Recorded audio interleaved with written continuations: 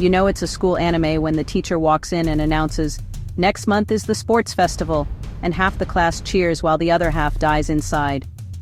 Suddenly, every character has a reason to train, bet their pride on a relay race, or dress up in bizarre costumes for a bread-eating relay that looks like a game show. Today we're sprinting through one of anime's loudest traditions, the school sports festival episode.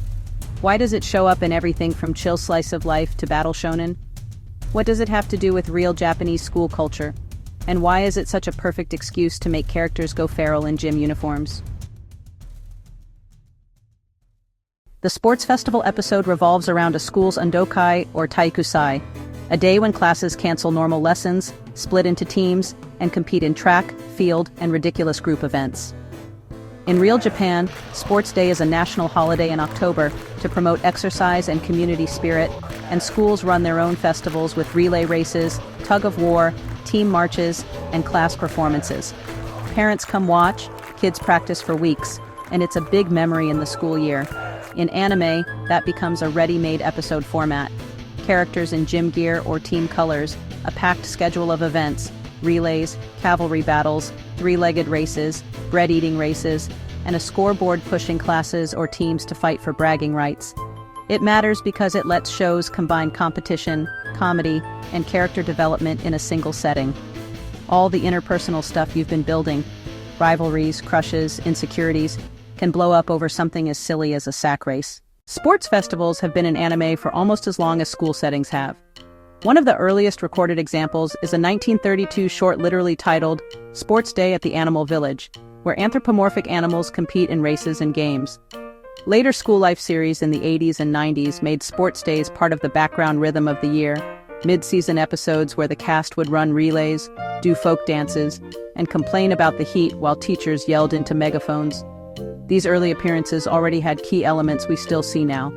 Classes competing as units, red versus white teams, or Class 1A versus Class 1B, an emphasis on teamwork and school spirit, and at least one student tripping in a relay and turning it into a dramatic moment.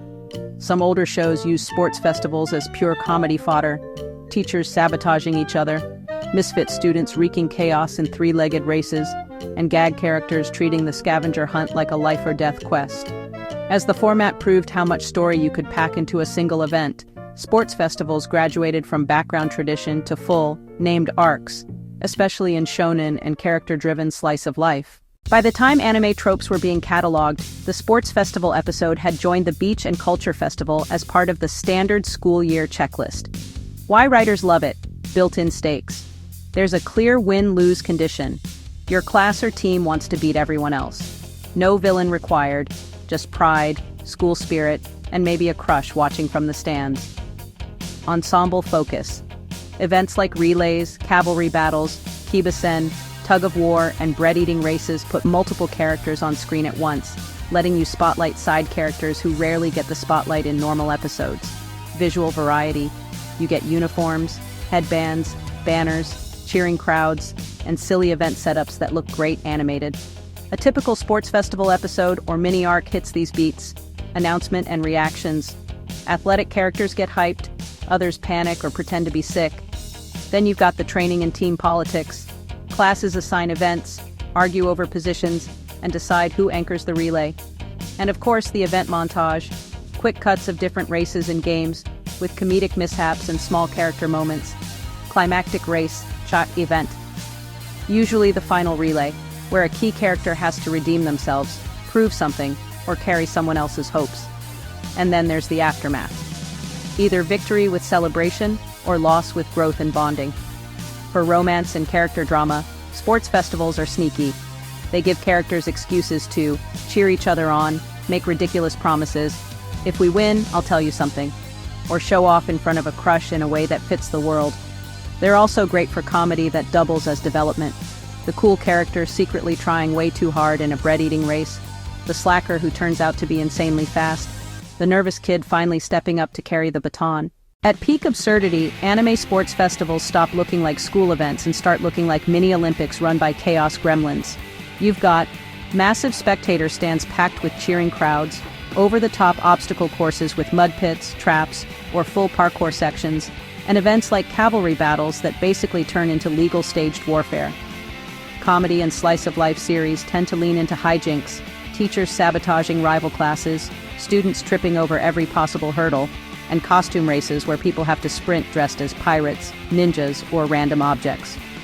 Rom-coms turn the dial toward feelings, such as relay races where someone runs like their love life depends on it, folk dances or paired events that force ships to hold hands in front of the whole school, and bonfire dances or quiet post-festival conversations that act as mini confession stages. Then there's the battle shonen spin. Shows like My Hero Academia take the format of a sports festival and fuse it with tournament arcs, arenas, brackets, one-on-one battles, and pro scouts or important guests watching from VIP seats. In those stories, the sports festival is a way to showcase characters' abilities under rules, a talent show for in-universe scouts and sponsors, and a structure that lets the story pit classmates against each other without making them actual enemies. Fantasy and sci-fi series go further, adding quirks, magic, or mecha to sports events, so you get things like powered cavalry battles, superpowered relays, and pole-toppling games that are one legal step away from a full battle royale. At this stage, the sports festival episode isn't just copying real school events, it's remixing them into whatever the show's genre needs: comedy, romance, or straight-up tournament arc. So, why do sports festival episodes keep coming back, even in shows that already have tons of action? First, they're rooted in real culture. Japanese viewers know Sports Day from experience, so seeing it in anime feels familiar and nostalgic. It's a way to ground even the wildest superpower school in something recognizably human. Second, they're a controlled sandbox for character writing. You can crank up competitiveness without permanent consequences. If someone loses, they're just embarrassed, not dead. If someone wins, you can let them have that moment without breaking the main plot's power scaling too much. Third, they're fun to watch. Big crowds, bright colors, slapstick failures, surprise victories, and often a killer insert song during the final relay. It's hard not to get swept up in the energy, even if you don't care about sports in real life. In modern anime, sports festivals show up across genres. Grounded slice of life uses them for comedy and character growth. Romance uses them as bonding and confession accelerators, and action series use them as excuse-free tournament arcs. Cultural impact, 8 out of 10. Mention sports festival episode and anime fans immediately think of headbands, relays, and screaming homeroom teachers. Annoyance potential, 2 out of 10.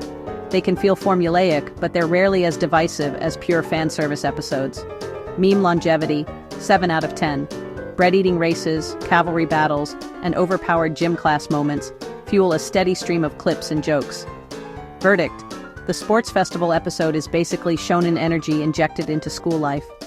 It takes PE class, cranks it to 11, and uses it to show who your characters really are when the only thing on the line is pride.